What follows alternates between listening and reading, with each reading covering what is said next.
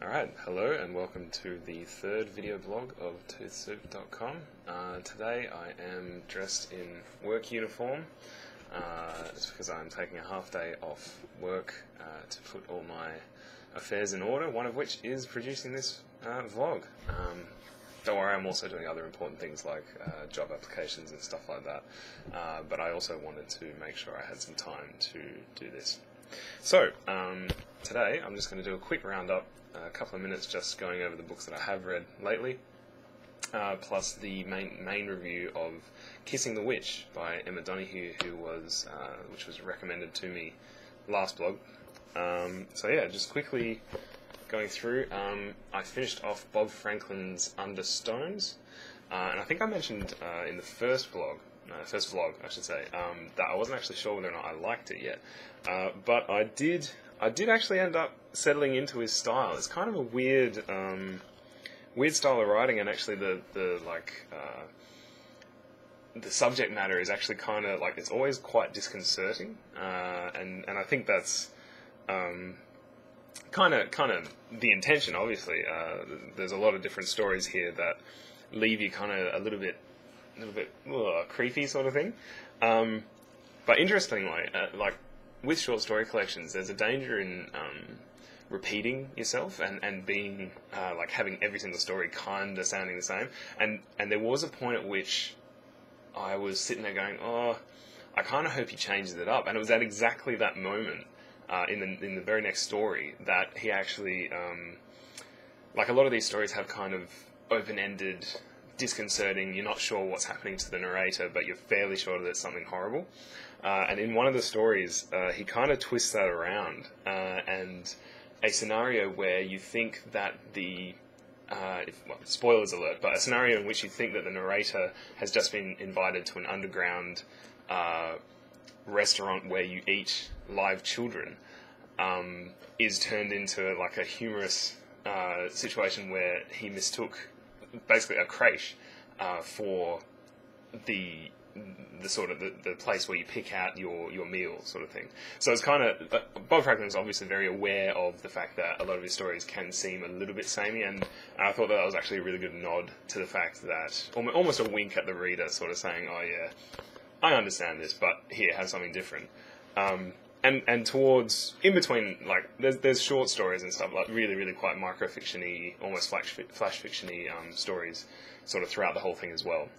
So yeah, I actually really recommend that. Bob Franklin, Under Stones, published by Firm Press. So that was really good. I'm also finished reading Best Australian Essays, 2010. It basically is what it says. I mean, these essays were fantastic. Two of which deserve special mention, in my opinion. There was The Fires by Christine Kennelly, I believe.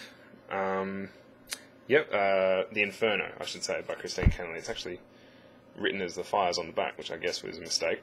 And the other one was Ebony, the Girl in the Room by Anne Mann.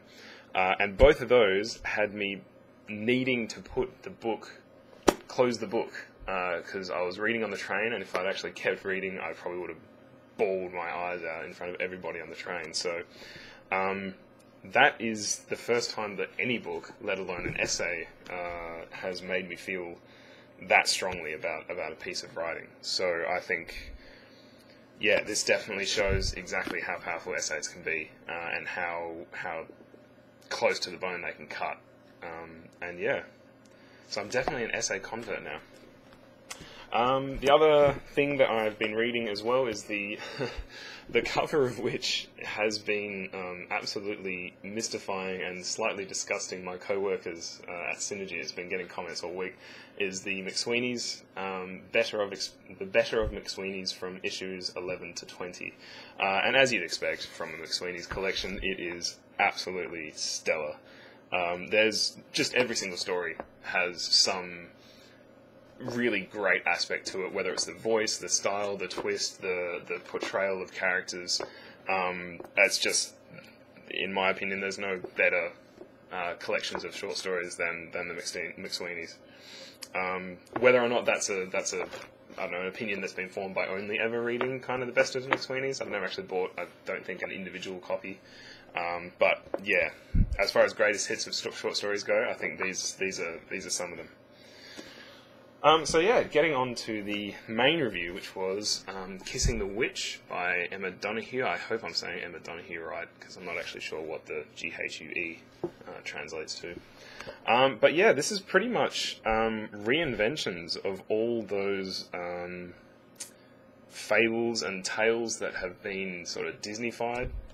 You've got Cinderella in there, you've got Snow White, you've got Beauty and the Beast, and they're sort of been sort of reinterpreted, not necessarily to be in modern times, because they are still, most of the stories are still to do with like princesses and kings and princes and that sort of thing, but they've kind of been brought up to modern speed in terms of how they relate to social interactions and stuff like that. Like, I believe one that I remember particularly was the Beauty and the Beast reimagining, which was actually, turns out that, again, spoiler alert, the Beauty and the Beast is actually a female, an old queen who, rather than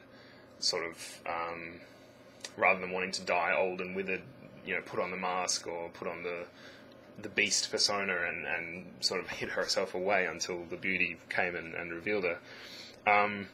There's Rumpelstiltskin, which is being reimagined as like a sort of being told by almost an almost autistic kind of woman who comes and spins all this hay and stuff like that. And there's no actual mention of her name or anything like that. It's just there's just so many really clever nods to how these stories started, but then just takes them to a completely another level and another means of interpretation. One of the things I actually really liked was that with each story, in between each story, you actually get these little pages. And essentially it is, in each story, there's a character who tells the next story. So you start off, say, with Cinderella, and then in between that story and the next one, it'll say, I turned to my fairy godmother and asked her, what were you like? What were you before you were my fairy godmother? I don't actually think that's the exact example in this book for Cinderella, and then that person starts telling the story. And there's actually like some really unique voices. As I said, the Rumpelstiltskin tale is concerning like an almost autistic woman who weaves all this thing. But then when she tells her story, her voice is as someone who doesn't grasp the English language so well or doesn't understand people so well. And so that actually is the standout voice, I think, in all of them, the most interesting in terms of just the voice, whether or not it's the story or not. But yeah, I really enjoyed it. I like the format. I mean, it wouldn't be, if it was properly spaced and that sort of thing, it wouldn't actually be a very thick book, but I like the formatting of it. I like the fact that there's quite large margins and that sort of thing. It really keeps it sort of moving along at a fair clip, because you're not stopping to sort of reread things. And the language, on that note, the language is actually quite simple, but very elegant. The descriptions are very sort of, I think the word on the front is luscious, but I'm not sure if that's completely correct. But yeah, it's just very simple, very fable-like, and there's something very familiar about that, because I suppose when you're growing up as a kid, a lot of what you are read to or what you read is in that kind of almost wise voice, I think. And I think Emma definitely nails that sort of wisdom-fed narrative, like, the sort of almost world-weary. Like a lot of the voices do seem kind of world-weary because they're telling the tale of themselves before they were something else, as per that sort of in between sort of thing. They're telling of their past, and so there's quite this, I don't know, and it's a very familiar voice, I guess, and I really, really enjoyed it.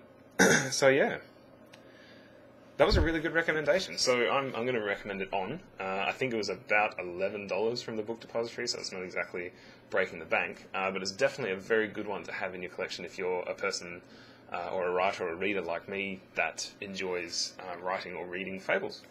Because there's some absolutely, as far as a themed short story collection goes around fables, I think this is probably the best you're going to get, basically. So yeah, that's that. Anyway, I wanted to keep this short. I've got heaps of stuff to do this afternoon before I turn in. But yeah, my next book is going to be, has already been recommended by me. Basically, I want to read it. It's called Cargo by Jessica Au. And she is the former, I suppose, sub-editor or assistant editor of Mianjin, when it was under Sophie Cunningham. And she's just released I think it was a young adult novel, which I really want to read. It has an absolutely gorgeous cover, so if you are looking for it, it's like a blue, sort of quite wavy, woodcut looking, book. I can't really describe it without actually having a picture of it. But that's going to be the next one I review. I'm receiving that, I think, in another week or so. Ordered it from New Editions down in Northbridge, and I'll be picking that up next week. But yeah, until then, I guess I will sign off, and happy reading, everybody.